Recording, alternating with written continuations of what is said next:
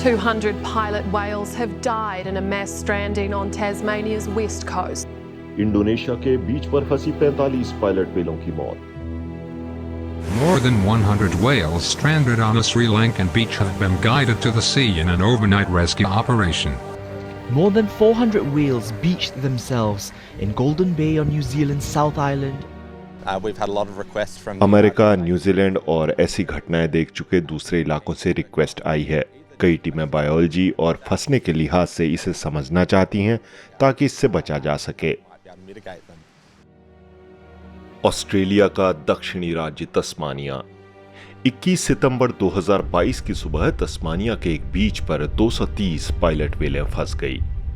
बचाव की तमाम कोशिशों के बावजूद 198 व्हेलें मारी गई। और फिर सवाल उठा कि क्या ये तट व्हेलों के लिए एक डेथ ट्रैप है?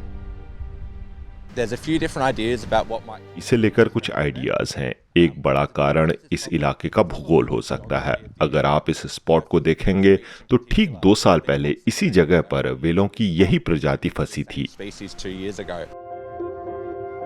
ठीक 2 साल पहले यानी 21 सितंबर 2020 में इसी तट पर 430 पायलट व्हेलों का एक झुंड फंसा।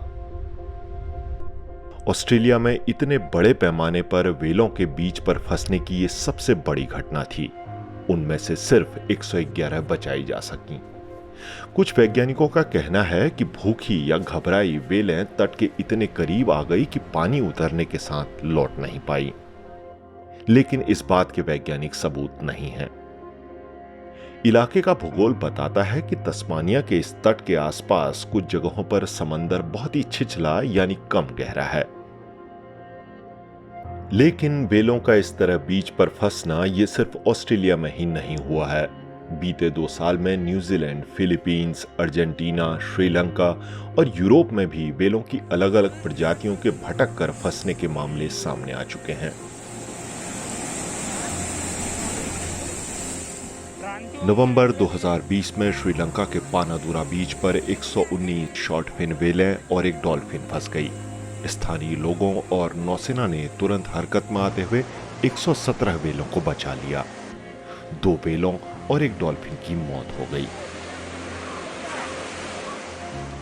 बीते कुछ दशकों से हर साल दुनिया भर में 2000 व्हेलें बीच पर अटक रही हैं। कुछ विज्ञानी दावा करते हैं कि यह सामान्य घटना है, लेकिन इतनी बड़ी संख्या इस दावे पर सवाल करती है। व्हेलों के व्यवहार पर नजर रखने वाले कुछ वैज्ञानिक कहते हैं कि उत्तरी और दक्षिणी ध्रुव के ठंडे पानी से गुनगुने इलाकों के बीच तैरती कई व्हेलें जलवायु परिवर्तन के कारण अपना रास्ता बदल रही हैं। ऐसा लगता है कि उनके आने जाने का रास्ता बदल रहा है। किलर व्हेलें अब उत्तर में और भीतर तक जाने लगी हैं, क्योंकि वे वहीं बेहद ठंडे पानी में प्रजनन करती हैं। ये चिंता की बात है, क्योंकि वे बता रही हैं कि पुरानी जगहों पर अब पानी प्रजनन के लायक नहीं रह गया है। ये उत्तरी अटलांटिक के समुद्री जीवन के लिए एक बड़ी मुश्किल खड़ी कर सकता है। व्हेलें रास्ता खोजने और आपसी संवाद के लिए धीमी सोनार तरंगों का इस्तेमाल करती हैं। वहीं दुनिया भर की नौसेनाएं बहुत तेज एक्टिव सोनार सिस्टम का इस्तेमाल करती हैं। लंबे विवाद और शोध के बाद 2002 में अमेरिकी नौसेना ने माना कि उसका एक्टिव सोनार सिस्टम व्हेलों की कुछ प्रजातियों का ब्रेन व नर्व सिस्टम डैमेज कर रहा है। समुद्र में पनडुब्बियों का पता लगाने के लिए टोही विमान और युद्धपोत ताकतवर एक्टिव सोनार तरंग इस्तेमाल करते हैं। नेवी की ये एक्टिव सोनार फ्रीक्वेंसी व्हेलों को कंफ्यूज और अपंग सा कर देती है। वैज्ञानिक सबूत मिलने के बावजूद एक्टिव सोनार को लेकर अब तक कोई अंतर्राष्ट्रीय रेगुलेशन नहीं बना है। दुनिया भर के महासागरों में हर वक्त करीब 90,000 कमर्शियल जहाज चलते हैं। वर्ल्ड वाइल्ड लाइफ फंड के मुताबिक पानी के भीतर इन जहाजों का शोर व्हेल के आपसी कम्युनिकेशन और नेविगेशन में बाधा पैदा कर सकता है। इसके कारण व्हेलें रास्ता भटक सकती हैं या फिर अपने झुंड से जुदा हो सकती हैं। लंबे समय तक तेज शोर के संपर्क में रहने पर वे सुनने की क्षमता खो सकती हैं या जख्मी हो सकती हैं। दुनिया का 70 से 80% कारोबार आज महासागरों से होकर गुजरता है और उसमें हर साल नए शिपिंग रूट्स खोजे जा रहे हैं।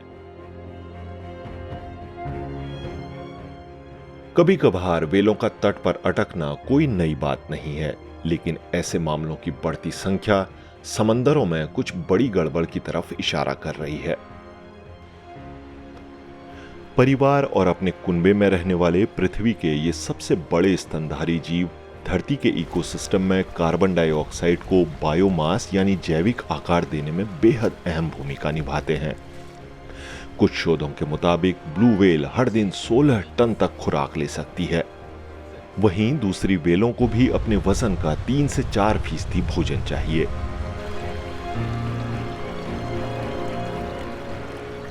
गर्मी, शोर और कचरे से भरते महासागरों में इन जीवों को ये खुराक आखिर कब तक मिलती रहेगी?